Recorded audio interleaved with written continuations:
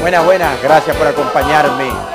Ahora me arrulla, me conmueve la música típica de ambiente festivo, de tabernas, me dijo mi amiga Martina, típica de la Chequia, antigua o República Checa, lo llaman también.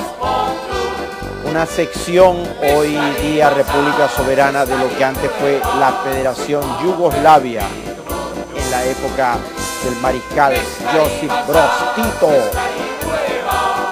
Esta belleza de compilación popular checa la conseguí en un viaje a Praga o Praja.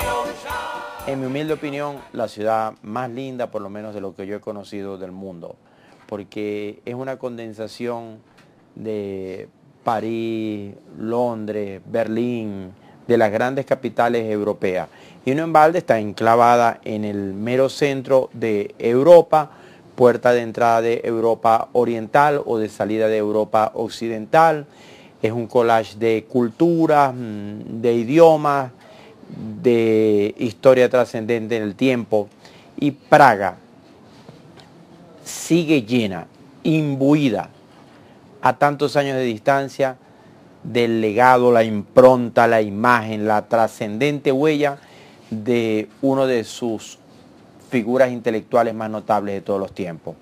Me refiero a Franz Kafka, el escritor, novelista, que con su prosa desvelada, alucinada, sus relatos estremecedores de la realidad íntima del ser humano, fue capaz incluso de conceptualizar una nueva dimensión dentro del relato literario, lo kafkiano, que se refiere a lo absurdo, a ratos grotesco, pero en todo caso enloquecedor, demencial, que nos abruma, nos ciega y nos lleva a vivir en el limbo entre la realidad y la fantasía. En realidad, Franz Kafka llevó una vida kafkiana, de ese limbo entre lo que no tiene razón de ser, lo que parece imposible y está ocurriendo. Porque él, un espíritu definitivamente superior, una mente lúcida, capaz de concebir, desarrollar una prosa providencial, excepcional, confrontado con las realidades de su tiempo, de su entorno socioeconómico, de su familia, pereció tempranamente de tuberculosis. Pero hay en la vida de Franz Kafka circunstancias que me hacen conectar con él. La primera, Kafka nació en el seno de una familia, digámoslo así, de clase media, venida a menos, de tal manera que él, a quien le hubiese correspondido llevar una existencia diletante, un bon vivant, capaz de pasear, viajar, nutrirse de los clásicos universales, debió hacer eso, pero también debió trabajar, cumplir jornadas extenuantes en oficina y llenar ante los ojos de propios y extraños los requisitos mínimos de lo que se llamaba una buena vida, es decir, estudiar en una universidad, graduarse, ejercer una profesión y emplearse en un cargo estable. Franz Kafka fue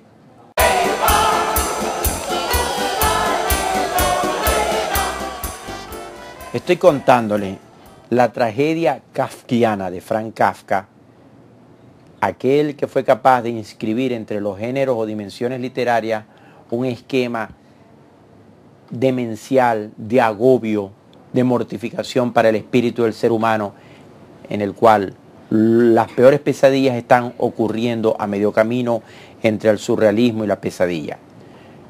Y fíjense cómo son las cosas. Franz Kafka hoy en día es uno de los autores más traducidos, más vendidos, más conocidos, más estudiados y difundidos en todas las lenguas. No solo en el alemán y en el checo que él habló, sino la montaña de ediciones, reimpresiones, traducciones de sus propios libros, de libros biográficos sobre él, de estudios.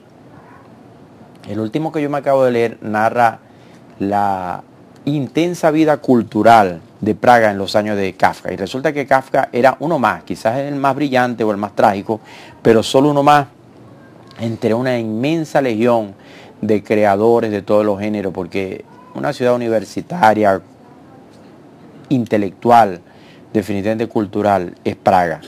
Corazón cultural de Europa y tal vez del mundo occidental.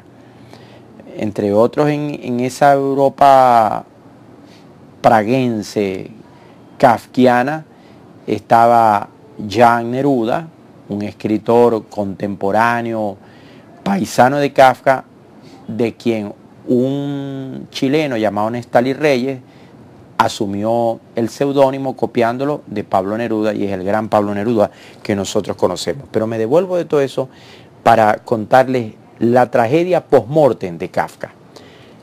Él no dejó sobrevivientes, no casó, no tuvo descendencia. Ya les conté la hecatombe de su familia, las hermanitas que eran menores que él y que lo han podido muchos años, perecieron pocos años después de muerto él en las cámaras de concentración. Y entonces un amigo que no siempre fue el mejor amigo, estuvo allí, se distanciaba, al fin y al cabo, esos problemas de caracteres que tenemos todos los seres humanos, Max Brod termina siendo el confidente y el albacea, y quien por disposición póstuma del gran autor termina heredando todos los papeles. Se merecía Max Brod hasta cierto punto heredar los derechos de autor, de reproducción de esa obra, porque si no es por Brod, no hay Kafka. La humanidad no lo hubiera conocido. Él tenía el mandato claro de su legatario, de su mandante, de quemar la obra, no lo hizo y le legó a la humanidad, entre otros libros como El Proceso, La Metamorfosis, América, etc. Ese Max Brod va a vivir muchos años, hasta la extrema ancianidad. Se casa, tiene los altibajos de todos los hombres, y ya viejito se enamora, caso tan reiterativo, de la secretaria. Allí ven ustedes a Max Brod con la secretaria. Esa secretaria es una señora del común que difícilmente se habrá leído en su vida una revista o un periódico completo, definitivamente ágrafa, sin vocación intelectual alguna, pero por pura circunstancia del destino, esa mujer que en su vida habrá leído a Kafka, le tocó heredar los derechos de autor del gran escritor checo. Esa vivió hasta la extrema ancianidad, porque tal señora se murió de 104 años, no mucho atrás. Ella se llama Ilse Ester. Esa señora hereda los derechos de Kafka después que muere Max Brod, y ahí empieza a ejercer una especie de piratería intelectual, a ir mostrando progresivamente unos papeles, manuscritos, borradores, ensayos, que los eruditos de Kafka no conocían, y los empieza a vender y empieza a traficar por ellos. Y en algún momento hasta la detiene en un aeropuerto porque está intentando sacar del aeropuerto de Tel Aviv algo que los judíos asumen como que es parte del patrimonio cultural. Olvidé decirle, muy importante tenerlo claro, que Kafka fue judío, incluso que aprendió el idioma hebreo en su